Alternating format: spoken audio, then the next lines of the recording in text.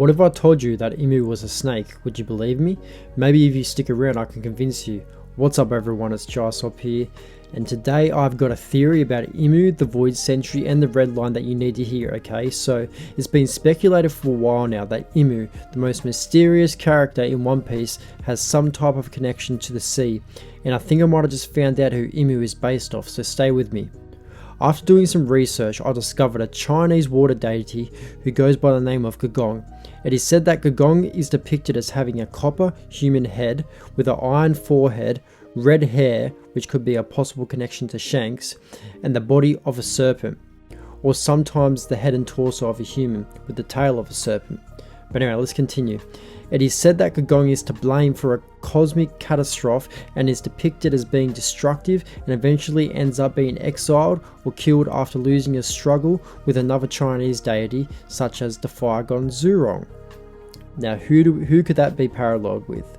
Joy Boy, the sun god Nika, Zhurong, the fire god.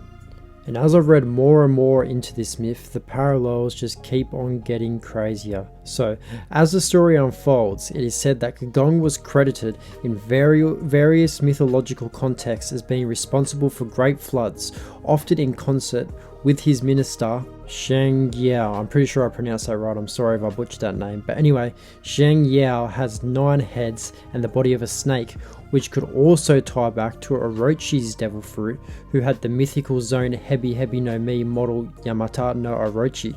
Okay, so maybe the previous user of Orochi's devil fruit could have been Imu's minister or Imu's right hand man, which could tie it back into this myth. Even though Orochi only had 8 heads, you could still tie it back to the myth, it would still make sense. Let's move on to the story of Gogong. So Gogong was ashamed that he lost the fight with Zhurong to claim the throne of heaven. Okay, so I believe this could parallel a battle between Imu and Joy Boy, or the sun god Nika, over the empty throne in Pangaea Castle. So as the myth continues on, in a fit of rage, Gogong smashed his head against Bazoo Mountain. Now what does this remind you of and parallel? It's exactly what Laboon has been doing at Reverse Mountain, and it is quite possible that the whales were companions of Joy Boys, and since he lost the battle for the throne, all of Laboon's species have been smashing their heads against the Red Line for generations to try and bring Imu down off the empty throne. It is quite possible that Joy Boy may have won the battle, because it also states in the myth that in a fit of rage Gogong smashed his head against Bazoo Mountain. Now, in a fit of rage, Imu could have smashed their head against Reverse Mountain, and then Imu could have somehow destroyed the Red Line to bring Joy Boy down, and then the whales, like Laboon species, may have witnessed that happen, so now they're trying to recreate that scenario. And if the whales are really companions of Joy Boy, it does explain why they love being sake so much, because Joy Boy must have seen it all the time. The myth then goes on to say one of the 8 pillars holding up the sky was greatly damaged, causing the sky to tilt to the northwest and the earth to shift to the southeast, which caused great floods and suffering. In one account of the myth, Gogong blips himself in the process and fire comes out the shattered mountain alongside floods.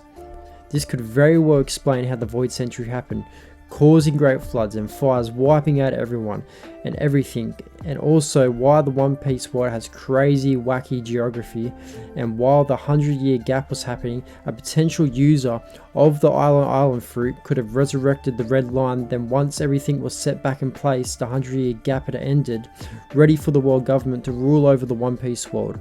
On a further inspection, I also came across the Japanese myth of Uwabami, which coincidentally enough spells Imu backwards if you remove the Waba part.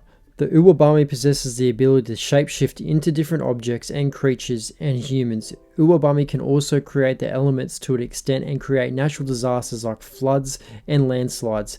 Even Dory and Brogy mentioned the great serpent soaked in blood.